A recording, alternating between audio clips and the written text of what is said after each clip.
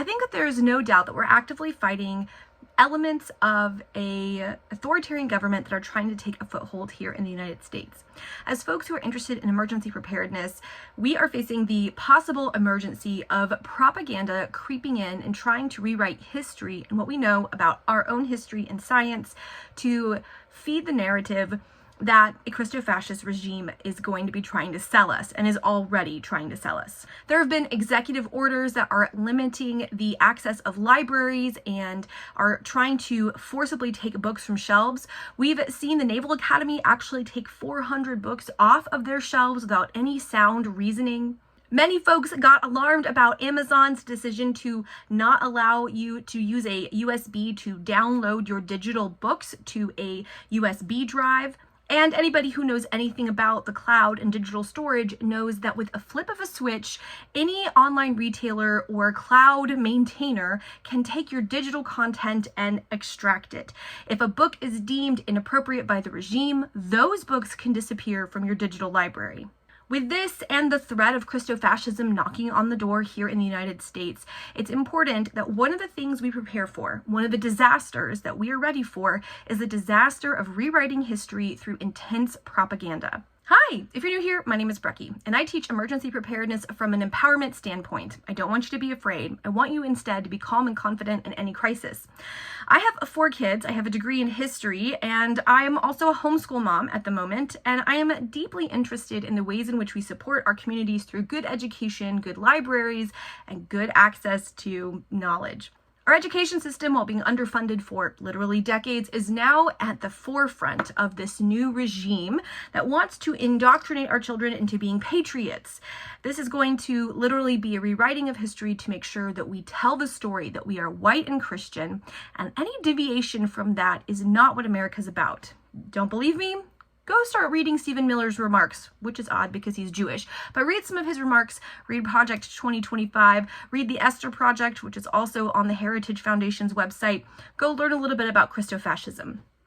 I'm not an expert on Christo-fascism, and I'm not going to play one on the internet. If you're interested in some conversations about Christo-fascism, I will leave a couple of links to folks down in the description that can give you better insight than myself. But I want to talk about the preparedness part of this, because we need to be prepared for libraries to be limited or closed, books to be seized and burned, and your digital access to be limited. This is authoritarianism 101, and we've already seen the rollout of these things. They are happening, right?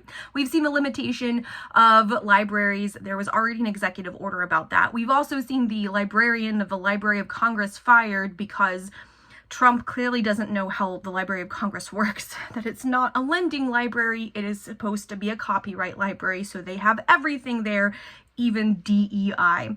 You can see on the government websites the takedown of any DEI initiatives, including pages about African Americans in the military, women working for NASA. They took down pages about the Tuskegee Airmen and only brought them back because of public outcry. This is a very clear indication that a Christo-fascist regime wants to rewrite our history, minimizing the contributions of minority communities like African Americans, Asian Americans, Latinx Americans, and women, while telling the narrative that we have always been white and Christian and that is what we are returning to. We're not doing anything new. We're just returning to our roots. This is going to be the narrative that you're going to hear.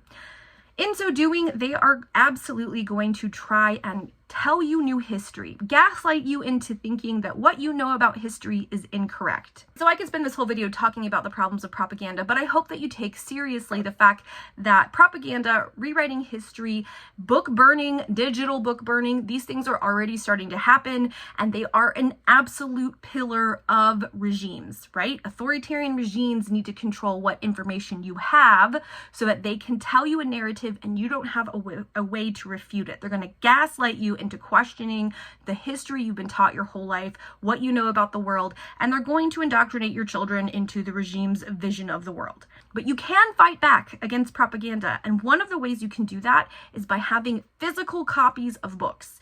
To start your own home library or grow the library you have, so that if you start to wonder, wait, I don't remember learning that history in school, or I learned something different, you can go and physically look it up. You don't need the internet. You can have a physical book, preferably written before the advent of AI, so things published before 2023. so that you can have actual photographic evidence if you're talking about encyclopedias, primary document evidence if you're talking about American history.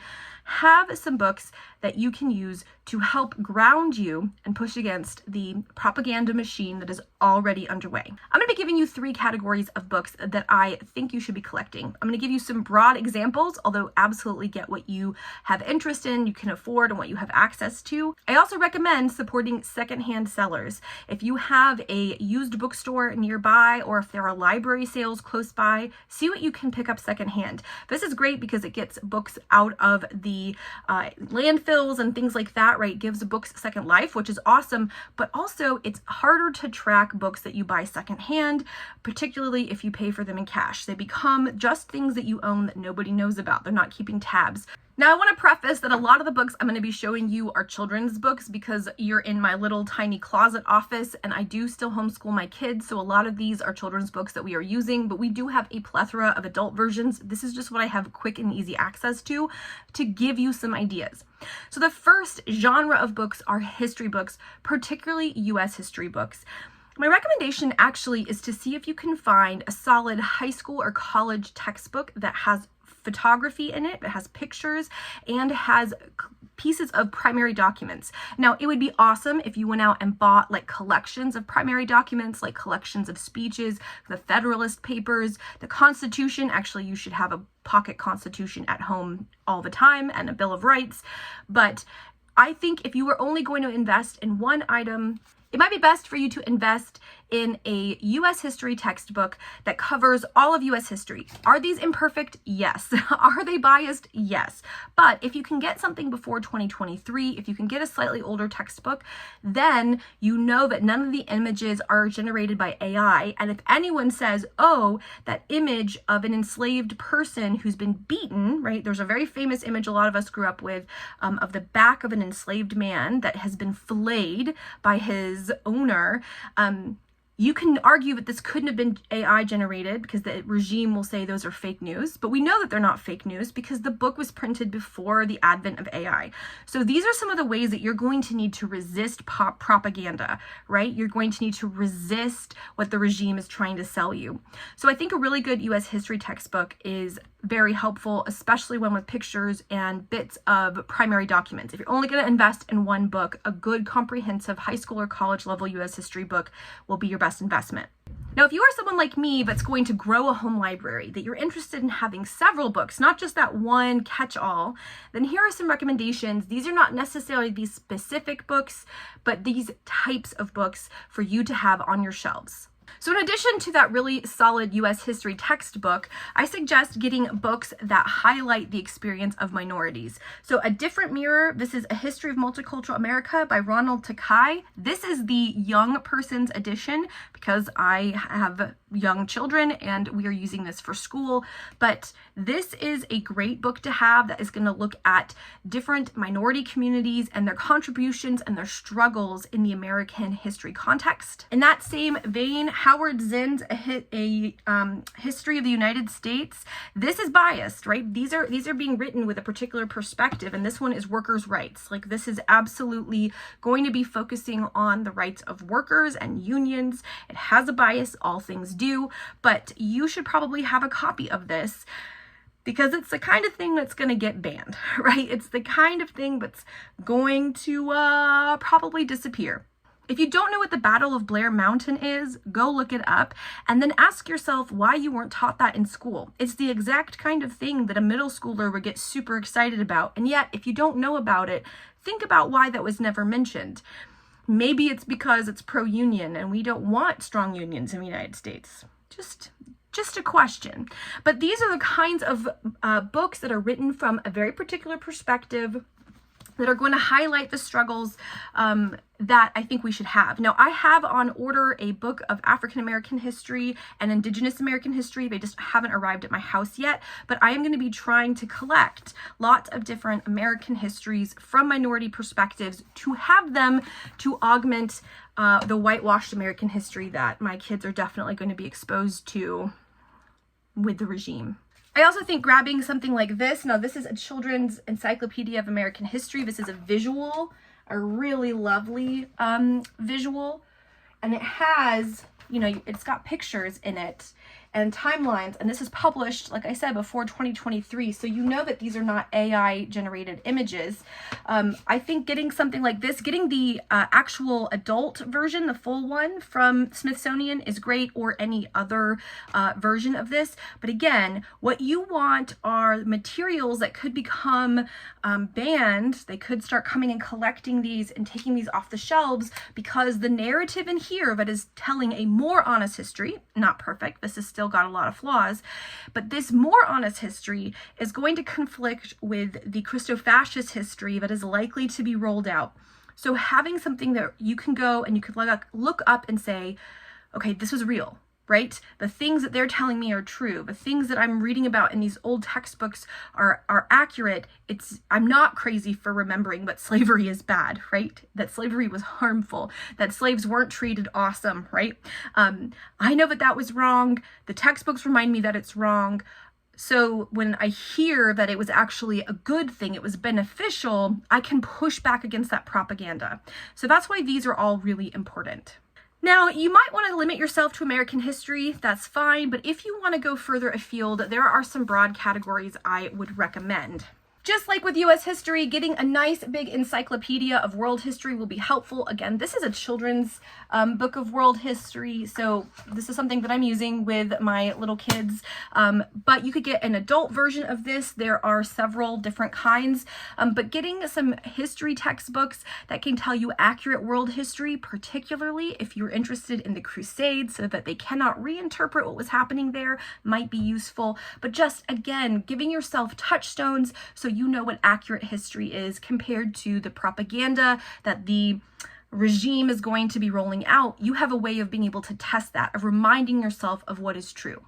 Anything about human rights, anything about genocide, these are going to be important. I would also say, if you would like to get books on the Holocaust, I think we're going to get a bunch of Holocaust denial happening if they get enough power.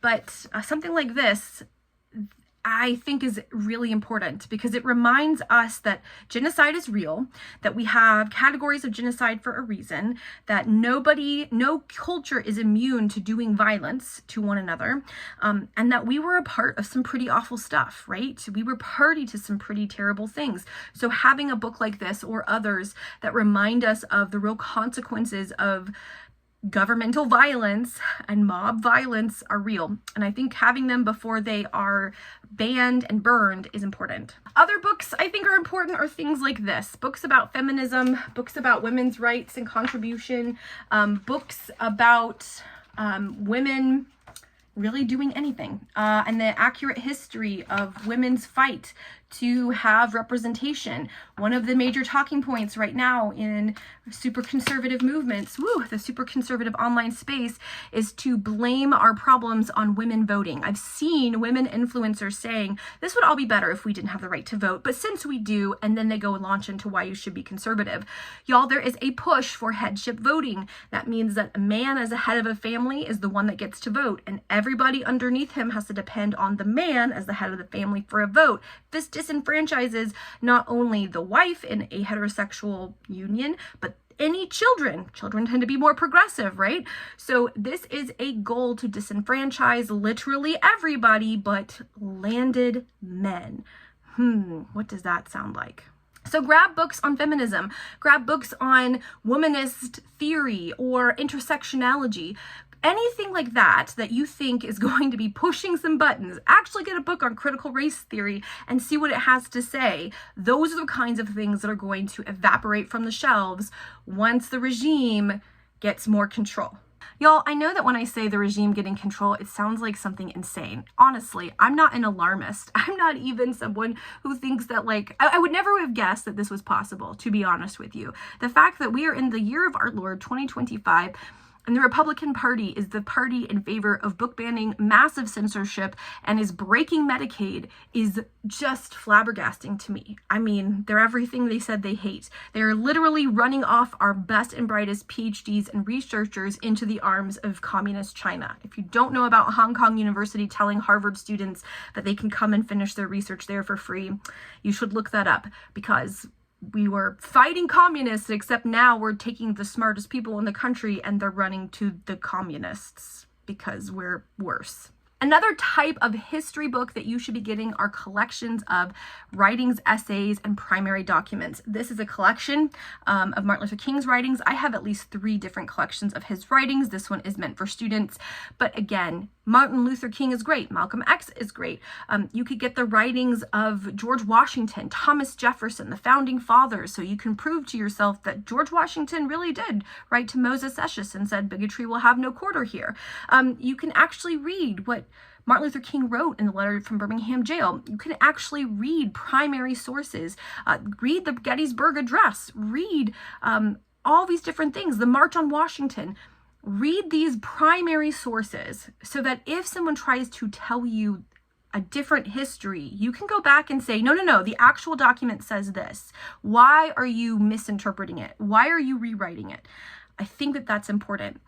I think that these are all great books to have anyway, right? Even if nothing happens, you have a great home library, but especially they're going to try to take public figures like Martin Luther King and bend their words to make them look like they would support what the regime is doing, or they're going to try to villainize MLK. But I suspect what they're going to try to do is whitewash him more than he already is. So get the words of the actual historical figures you admire. In addition to history books, the second broad category of books you should start collecting are science books, particularly any kind of evolutionary science. That's going to be going away if we get a Christo-fascist regime taking full hold. They are going to want to make us all be some kind of creationist because that's what Jesus wants. It's not actually what Jesus wants, because there's nothing incompatible with the belief of evolution and the belief of God and the Bible. You just don't know how to do science or read scripture, but that's a different video for a different time. So because we know that evolutionary theory is going to be attacked, but also probably other theories, right? Any kind of natural selection, any kind of biological changes over time, any kind of physics, those things are going to be attacked because they are threatening to the Christo-fascist regime. If you know anything about the Dark Ages, the reason we call them the Dark Ages is because extreme Christians believed that there was nothing to be gained from non-Christians. That's why we stopped reading Aristotle and Plato. That's why we lost the great tradition of the Greeks and Romans, because Christians were afraid of anybody that wasn't Christian. The only reason we have any copies of Aristotle is because of the Arabs. The Arab world held on to Aristotle for us, and Plato and other ancient philosophers, because Christians persecuted them by destroying all their works. And this is one of the reasons we call the Dark Ages the Dark Ages. That's going to happen again, but probably with science. So I recommend getting some good science textbooks. Get some good textbooks that talk about evolution. Get some good high school level textbooks that talk about biology comprehensively. Anatomy, right? If you are someone who has access to like used medical textbooks, go get a good intro to whatever medical textbook. I don't know. I don't have access to these very easily, and they're a little bit pricey. But these are the kinds of things that are going to be policed because the regime has a goal. The goal is to make you dependent upon the regime, to keep you from being able to think for yourself, and to use propaganda to make you second guess why you're resisting in the first place. And so if they want you to be a young earth creationist or even an old earth creationist, and they want you to believe that anybody who thinks that evolution is real is wrong and they're corrupted by Satan, they're going to need to limit your access to fully understanding the theory of evolution and the math and the science behind it to begin with. So I suggest go get some science books. Now again, most of my science books are for home, so I have a human body visual encyclopedia that I'm, rocking for my little kiddos, and this is not, life-changing, but it's something to have on hand, and getting an even more comprehensive one is on my list. I do want to get something that is more about how the systems work, what happens with inflammation. It's a little bit more of a medical text, but this is what I have right now, and I want to have basic information that could be withheld from me for who knows what reason, but I'm starting to collect these. I have sort of a general children's encyclopedia. This is a great thing to have, but also just like a general encyclopedia. Like go buy a 2 or 3 volume general encyclopedia, because if Wikipedia goes down or they start rewriting it to fit the narrative of the regime, you want to know that there is truth. There is truth that has not been handed down from the government. I know I sound like a conspiracy theorist, y'all. I never thought I would be, but times they are a-changin'. If the internet goes out, you're going to need to know how to fix stuff. So I have a book on how science works. This is, again, more for kids. How the way things work. Again, this is really basic, but good things to have on hand. And then if you have guides to fixing things, this is something that I have been looking for and am starting to collect. But how to fix your toilet, how to fix your car, how to patch a hole in a roof, basic carpentry skills, books that teach that kind of stuff. They're not as popular as they used to be because people use the internet. And I would have told you 6 months ago or a year ago, oh yeah, don't stress about it. Just look up a video on YouTube University. But what if YouTube is policed? What if our internet is monitored and anything that you are looking up, they're going to be following? Do you want them to know that you are fixing your own things? I mean, there's things to think about. But what if the internet goes down? What if you only have internet sometimes because it has to be, grayed in and out because that's what the regime says as a way of monitoring what people are doing? You may want to have some general fix-it type books around the house. So start collecting those things now. And then I have some general just books on general science. So this is all like a really beautiful book on earth science. You don't have to get something this fancy, y'all. Remember, I do homeschool. So getting books that have sort of general consensus science. This one is an anthology of our extraordinary earth. This one is Wonders of Nature. It's super lovely, but you don't have to get something that's this lovely, right? You don't have to get something that's necessarily visually stunning. Maybe you're going to get a book on chemistry so that you can remember the actual chemistry and the facts of how carbon is dated so that you know that the earth is super old. And the math around the existence of uranium proves that the earth has to be more than 4,000 years old because of dating and half-lives and more math than I fully understand. But these are the kinds of things that you can get something beautiful that also may contain information that might one day be restricted. I picked beautiful things I can use for homeschool, but you can go to just your secondhand shop and buy a collection of old eyewitness books that cover some of these topics that you can have to remind yourself of real history, just in case it starts being policed by the regime. And this is the last one of that collection I have. There's like 5 or 6 in the series. We have 3, but Mysteries of the Universe. This is so gorgeous.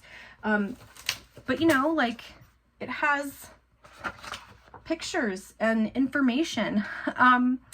And you never know. I mean, I don't know what the scientific agenda is around policing our understanding of particularly astrophysics, because again, astronomy and astrophysics is going to be talking to us about how old the universe is and evolution and such in the Big Bang Theory. I want to make sure I have the most up-to-date science as of now, so that if it begins to be policed, and if people who are peddling that evolutionary nonsense are imprisoned, I have a record of what people thought before. Okay, so get yourself some science, get yourself some stuff on how to fix everything around your house and your car and computers and whatever. Just start collecting those manuals if you think you would actually put them into practice. Get some general science books, particularly anything that will teach about evolution and evolutionary theory. And I would say just some kind of general textbook so that you have, again, a touchstone to remind yourself if something sounds hinky, if something sounds off, you have a non-internet way of checking those facts. Okay, the third broad area is going to be literature. We've already seen banned books increasing. We see the Moms for Liberty doing the work of trying to ban books in public schools as well as public libraries, and we're going to see an increase in this. One of the areas that's going to be hit fastest is going to be anything depicting queer experiences. Those are going to go first. So if that is important to you to have queer literature, to have LGBTQIA affirming books, or books that normalize the queer experience, please go ahead and buy those. Additionally, you're going to start seeing any books that are controversial, any books about abortion or in which an abortion takes place. Books that normalize divorce are probably going to go. Anything with spicy scenes are on the chopping block. We already have seen bills in both Oklahoma and I believe Texas that are anti-pornography bills that are also geared towards limiting access to books with open door sex scenes. Y'all, this is Outlander. Like, Outlander is included in this. This isn't just super smutty books that people talk about on TikTok. This is Outlander. That's the kind of stuff they want to take off the shelves. So if having some of those books is important to you, then go find physical copies, right? If you want to maintain the legacy of literature that's considered scandalous because screw the man, go buy those books and have them on your shelves. Secondhand is a great way to do that. Additionally, books that tell the story that somehow undermine the authority of the regime, those are going to go. Now, if you want specifically banned books that you know that they're already looking at, go and look up the list of the 400 books that were taken off the shelves of the Naval Academy, because those are going to give you a good sign of what the other kinds of books that are going to be taken. I have been collecting children's books that I think would undermine a whitewashing of history. So I want to show you some of the books that I have personally been collecting. Clearly not all of them. This is going to be showing them. They'll probably come raid my house for books. So know that I'll have some books stored in a non-home location because screw you guys.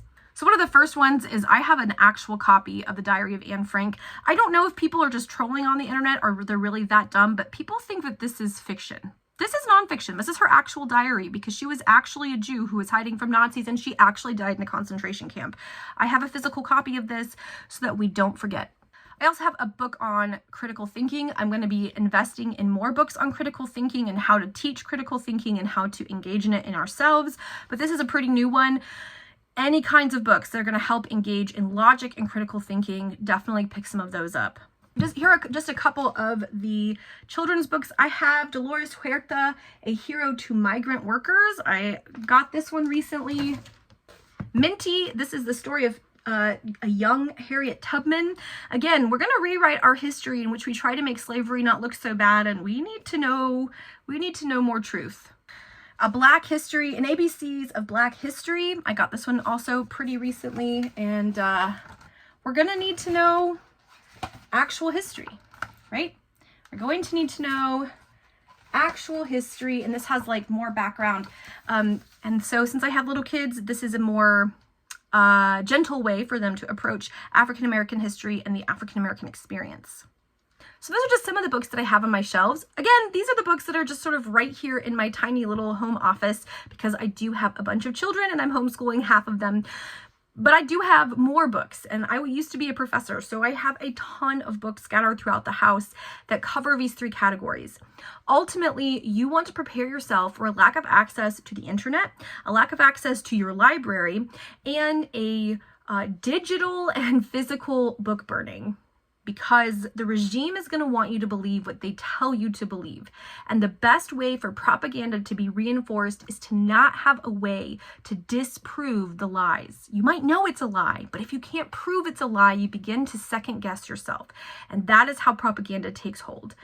If we can hold on to the truth, if we can hold on to the truth of how our nation was founded and why, if we can hold on to the truth of what science is saying to us and how they came to those conclusions, if we can hold on to the truth of the ways in which African Americans, Asian Americans, Latinx Americans, queer Americans, women contributed to history, gave amazing contributions to history, were amazing scientists and writers and poets and painters and teachers and military leaders, then we can push back against a narrative that we were always a white Christian nation and that white Christians should be in control, because that's what Christofascism wants.